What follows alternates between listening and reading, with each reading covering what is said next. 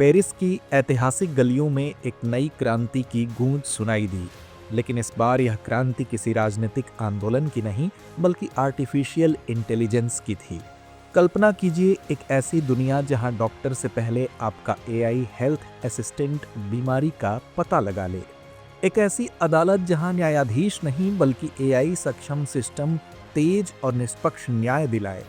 फिर एक ऐसी शिक्षा व्यवस्था जहां हर छात्र को उसकी ज़रूरत के अनुसार व्यक्तिगत रूप से पढ़ाया जाए।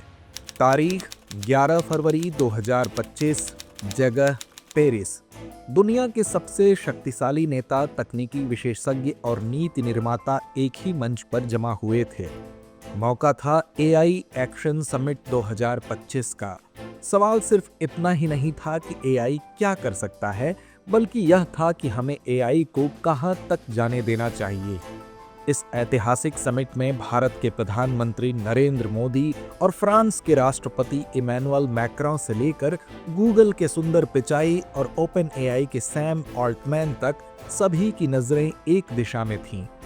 एआई का भविष्य, उसका असर, उसका जिम्मेदार उपयोग। तो आइए इस एपिसोड में जानते हैं प्रधानमंत्री नरेंद्र मोदी की फ्रांस यात्रा और पेरिस एआई समिट 2025 की वो सबसे बड़ी बातें जिनका असर आने वाले दशकों तक रहेगा। भारतीय प्रधानमंत्री नरेंद्र मोदी हाल ही में अपनी 2 देशों की यात्रा पर हैं। इसके पहले चरण में वे फ्रांस पहुंचे, जहां फ्रांस के राष्ट्रपति इमैनुअल मैक्रों ने उनका गर्मजोशी से स्वागत किया। यह यात्रा भारत के लिए इसलिए भी महत्वपूर्ण हो जाती है क्योंकि दुनिया की अग्रणी अर्थव्यवस्थाओं में से भारत को इस यात्रा के महत्वपूर्ण कार्यक्रम एआई एक्शन समिट की सह अध्यक्षता करने का अवसर मिला। यह समिट में दुनिया भर से नेता, विशेषज्ञ, सीईओ और अन्य प्रमुख प्रतिनिधि एकत्र हुए थे। इसका मुख्य उद्देश्य आर्टिफिशियल इंटेलिजेंस यानी एआई के भविष्य पर चर्चा करना था, खासकर इसके उपयोग और प्रभावों के बारे में। समिट में एआई के वैश्विक शासन, इसके प्रभावों और इसके समावेशी और नैतिक उपयोग पर विशेष ध्यान केंद्रित किया गया था। समिट के दौरान प्रधानमंत्री नरेंद्र मोदी ने अपने उद्घाटन भाषण में एआई को भविष्य की तकनीकी क्रांति के रूप में बताया और इस पर वैश्विक स्तर पर सहयोग की आवश्यकता को प्रमुखता से रखा।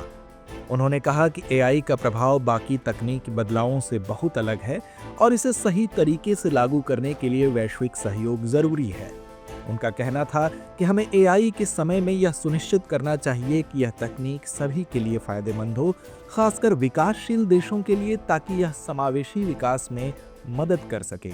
प्रधानमंत्री मोदी ने भारत के डिजिटल इंफ्रास्ट्रक्चर के बारे में बात करते हुए यह बताया कि भारत ने अपने 1.4 बिलियन नागरिकों के लिए ओपन और सुलभ डिजिटल सार्वजनिक इंफ्रास्ट्रक्चर तैयार किया है। उन्होंने भारत के एआई मिशन का भी जिक्र किया और कहा कि भारत अपने सांस्कृतिक और भाषाई विविधता के साथ एआई की बड़ी भाषा मॉडल्स विकसित कर रहा है। बता दें कि इंडिया एआई मिशन 10,371 करोड़ रुपए की पहल है, जिसका उद्देश्य विभिन्न क्षेत्रों में एआई नवाचार, अनुसंधान और जिम्मेदारी पूर्वक एआई अपनाने को बढ़ावा देना है। दरअसल पेरिस एआई शिखर सम्मेलन एक जिम्मेदार एआई शासन को आगे बढ़ाने के लिए यूके शिखर सम्मेलन या ब्लेचली पार्क घोषणा और दक्षिण कोरिया शिखर सम्मेलन या सियोल घोषणा के साथ साथ अपने पूर्ववर्ती वैश्विक प्रयासों पर आधारित है। इसके अलावा समिट में यह भी निर्णय लिया गया है कि भारत अगला एआई एक्शन समिट होस्ट करेगा। यह घोषणा भारत के लिए एक महत्वपूर्ण कदम है क्योंकि यह देश को वैश्विक एआई चर्चा में एक प्रमुख भूमिका में लाता है। यह समिट एक महत्वपूर्ण मंच है जो एआई के जिम्मेदार उपयोग के लिए वैश्विक सहमति बनाने के प्रयास में सहायक है। इसमें सुरक्षा, पारदर्शिता और समावेशिता जैसे महत्वपूर्ण मुद्दों पर विचार किया गया ताकि यह तकनीक हर किसी के लाभ के लिए इस्तेमाल हो सके। एआई एक्शन समिट 2025 में भारत ने दुनिया को दिखा दिया कि जब तकनीकी दृष्टिकोण और मानवता एक साथ चलते हैं तो असंभव भी संभव हो जाता है। जैसे एक आग का दीपक अंधेरे को रोशन करता है, वैसे ही एआई का यह कदम भविष्य को नई रोशनी देगा। पेरिस से लेकर भारत तक यह समिट एक ऐतिहासिक पल का प्रतीक है जो न केवल तकनीकी दुनिया को बदलने का वादा करता है बल्कि हमारे समाज के हर वर्ग को समृद्ध करने का रास्ता भी दिखाता है।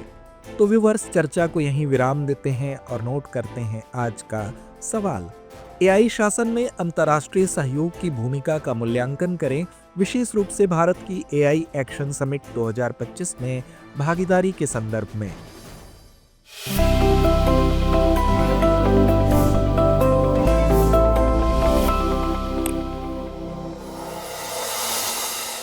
डियर व्यूअर्स, अपने एग्जाम की तैयारी को और बेहतर करने के लिए हमारे चैनल को लाइक, शेयर और सब्सक्राइब करना न भूलें।